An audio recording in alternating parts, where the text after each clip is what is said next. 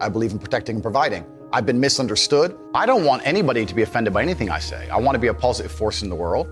I don't want anybody to hear what I say and make them feel bad about themselves. I want all people to live righteous and good, whether they're male or female. I think righteous is living true to your heart and knowing that you're doing good by people, not snaking anybody, not lying to anybody. I know I live a very righteous life. The government is not capable of helping the poor.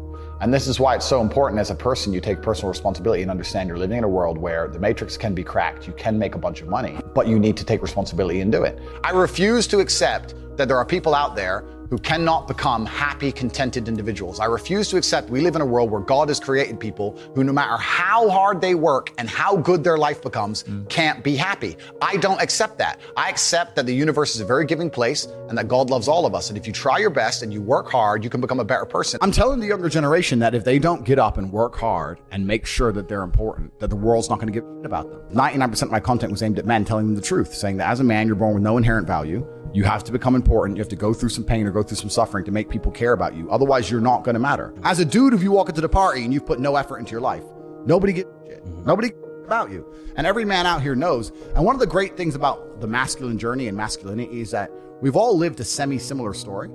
It's kind of cool. Like, we've all been the teenager, gets heartbroken. We've all been unimportant. We've all worked hard and then started to get some clout. And then we've all kind of lived the same kind of journey. So I say to everybody out there, yeah, if you don't follow that path and follow that journey and in one way or another get to the top, whether it's fighting, whether it's comedy, whether it's musician, whatever it is, if you're just going to stay somewhere near the bottom and then at the age of 44, email me saying I'm depressed, well, of course you're depressed. Loser. Yeah. But that was your choice because you have to build yourself as a man. And if you decide not to build yourself, then your life's going to suck.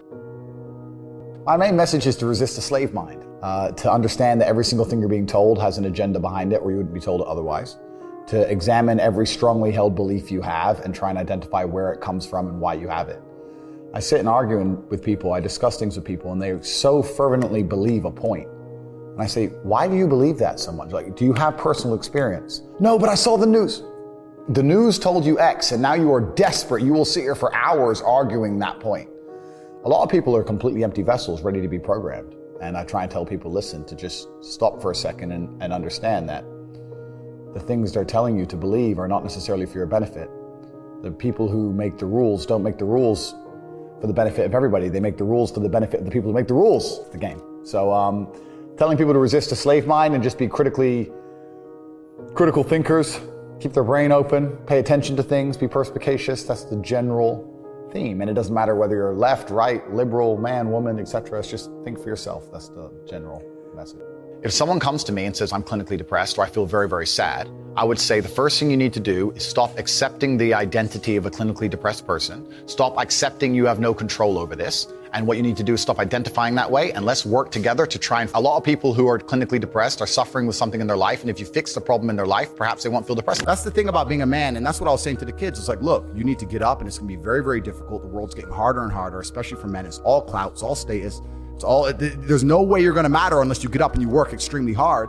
I believe that confident, strong men who stand up and protect and provide for women are a good thing for the world and a good force for the world.